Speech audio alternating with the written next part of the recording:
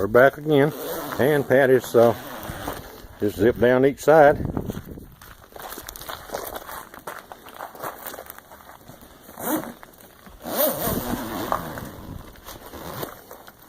And all that's left in is to go around and fasten all the little fasteners that I showed you around the bottom.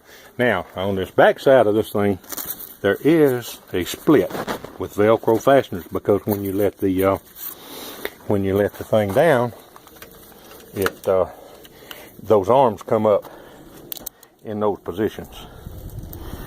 And hold it open, Pat. We can see maybe. Yeah. See, the arms go there, so that has to come up.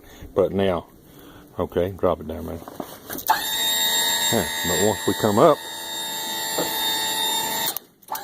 and you can see, it's pretty quick. It don't fool around. It's got probably about 1.5 inches, 1.75 inches piston on the cylinders. They're not rinky-dink cylinders either. They're more of a commercial type cylinders that they've got on there. They did not skimp there. And then there's a 12-volt powered unit that I'll have to get pictures of when I get underneath. Same thing I've got on a low boy equipment trailer that I haul my backhoes and things on. It's been working for years and years and years with no problems. And then you can see up underneath there is the plug where you plug in your little wired remote switch that you plug that in order to operate it with.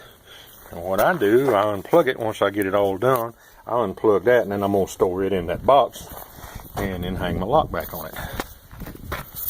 And what I found too much stuff on the internet, but there is a, what's the name of that thing? Something bolt?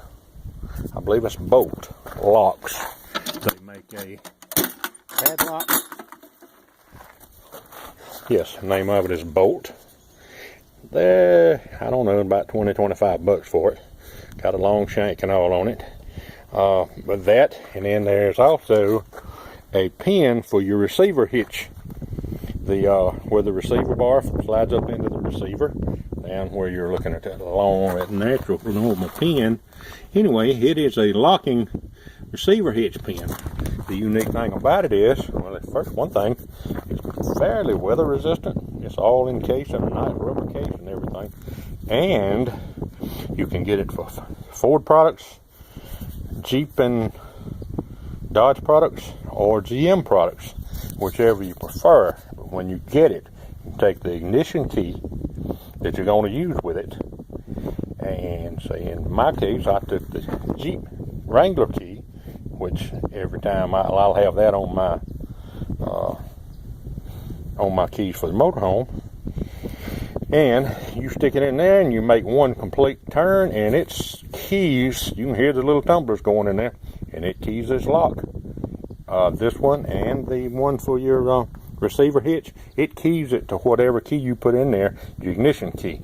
That way you don't have to be searching and finding all the little tiny keys. I've had to cut those receivers off before because they get misplaced. But I've got this particular one key to the Jeep key, and then when I hook my Jeep up to this thing, I put it in. I have my Jeep ignition key that I can unlock that pin, take the receiver out when I get unhooked, and I store it in the receiver hitch on the back of the Jeep. And then I have the same key. Everything's handy to get in here to my box to operate all of this thing with. Anyway, you can tell I like to tinker, but I like to fix it where it's real handy. Yeah. All right, that's all for now.